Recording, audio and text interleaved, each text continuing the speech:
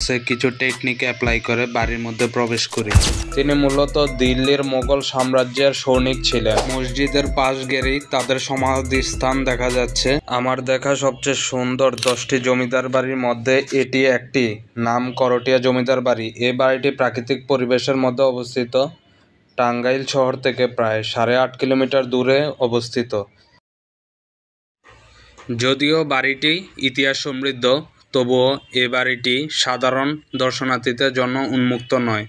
করটিয়া অঞ্চলে জমিদারি শুরু হয় পন্নী পরিবার থেকে। প্রথম এর উল্লেখযোগ্য ব্যক্তি সাদত আলী খান পন্নী।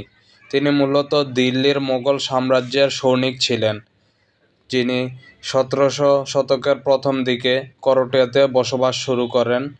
বসবাসের কয়েক বছর পর তার পুত্র ও নাতি অনাতিদের মধ্যে সম্পত্তি ও শাসন ও প্রশাসনিক বিষয়গুলো স্তরে ভিতরে ভাগ হয়।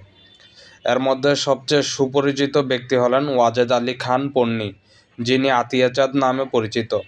ওয়াজেদ আলী খান ছিলেন সাদত আলী খানের প্রপৌত্র, অর্থাৎ চতুর্থ প্রজন্মের উত্তরসূরি। তিনি শিক্ষা, সামাজিক ও রাজনৈতিক কাজেও সক্রিয় ছিলেন। বাড়ির চারপাশ প্রাচীর দিয়ে বেষ্টিত। দৈর্ঘ্য প্রায় 1 কিলোমিটার এবং প্রস্থে প্রায় 0.5 কিলোমিটার। এভাবে একটা বিশাল এলাকা জুড়ে গড়ে উঠেছে তাদের বিশাল সাম্রাজ্য। মূল ভবনটির নাম দেওয়া হয়েছে মাসুদ বিলা, যেটি 2 তলা বিশালকায় নির্মিত। এটি নির্মিত হয় 1899 সালে। সাদত আলী খানের নামের মোগল চীনার স্থাপত্যের মিশ্রণে তৈরি হয় একটি মসজিদ, যেখানে 8 গম্বুজ এবং একটি 15 ফুট উঁচু মিনার রয়েছে। মসজিদের পাশ গেলেই তাদের সমাধিস্থান দেখা যাচ্ছে, অর্থাৎ পন্নী পরিবারের কবরস্থান দেখা যাচ্ছে পারিবারিক। যদিও কবরস্থানগুলো সঠিকভাবে নামগুলো চিহ্নিত করতে পারতেছি না। মাশাআল্লাহ, মসজিদটা আমার কাছে ভালো লাগছে। মসজিদের বাহ্যিক সৌন্দর্য যেমন সুন্দর, তেমনি ভেতরের অবস্থাও। কন্ডিশন দেখে মনে হচ্ছে এই মসজিদকে কয়েক মাস পরপরই রিপেন্ট করা হয়। পুরো বাড়িটি সিসিটিভি ক্যামেরা দ্বারা নিয়ন্ত্রিত। আমি ভিডিও করার পারপাসে কিছু টেকনিক অ্যাপ্লাই করে বাড়ির মধ্যে প্রবেশ করি। মাসুদ বিলায় প্রবেশের প্রথমেই চোখ জুড়ানো কিছু সিটিং অ্যারেঞ্জমেন্ট দেখতে পারবেন। পাশাপাশি ভিতরে গোল বৈঠক করার জন্য কিছু চেয়ার ও একটি টেবিল রয়েছে। বাড়ির সিলিংয়ে একটি ফ্যান ও ওয়াজেদ আলী খানের বেশ কিছু ছবি আর কিছু পশু পাখির মুকুট, পুরনো ছবি রয়ে গেছে। বাড়িতে এখন কয়েকজন মহিলা বসবাস করেন। মনে হয় এগুলো ওয়াজেদ আলী খানের রক্ষী।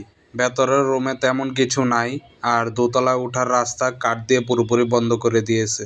পরিবারের অন্দরমহল হিসেবে রোকেয়া মহল, রানীর পুকুরঘাট, বিভিন্ন মহল ও গড় কাঠামো রয়েছে। জমিদার বাড়ির পুরাতন যে ভবনটি রয়েছে সেটি এখন light house school and college হিসেবে পরিচালিত হয়েছে, তা স্থানীয় এক মহিলার কাছ থেকে জানা গেছে। ইতিহাস ঘেঁটে যা বুঝলাম, ওয়াজেদ আলী খান পন্নী খুব ভালো মানুষ ছিলেন। তিনি মানবীয় কাজ হিসেবে ওয়ার্কস বা দানপত্রের মাধ্যমে সম্পত্তির একটি অংশ ধর্মীয় ও শিক্ষামূলক কাজে উৎসর্গ করেন। পাশাপাশি জমিদার পুরাতন বাড়ি, অর্থাৎ বর্তমান নাম লাইট স্কুলের সামনে একটি পুরনো কবরস্থান রয়েছে, যেখানে শায়িত আছেন জমিদারের নাতি, পুতি, ছেলে, বংশধররা। আল্লাহ তাআলা তাদেরকে জান্নাত দান করুক। সো ভিউয়ার্স, আজকের ভিডিওটি এ পর্যন্তই ছিল। আপনার এলাকার আশেপাশে কোনো জমিদার বাড়ি থাকলে কমেন্ট করেন। শীঘ্রই আপনাদের মাঝে শেয়ার করতে যাচ্ছি আরেকটি জমিদার বাড়ির ভিডিও। ওই ভিডিওটি সবার আগে পেতে চ্যানেলটি সাবস্ক্রাইব করে রাখতে পারেন। আর ফেসবুক পেজ থেকে দেখে থাকলে অবশ্যই ফেসবুক পেজটি ফলো দিয়ে রাখবেন। আসসালামু আলাইকুম, আল্লাহ হাফেজ।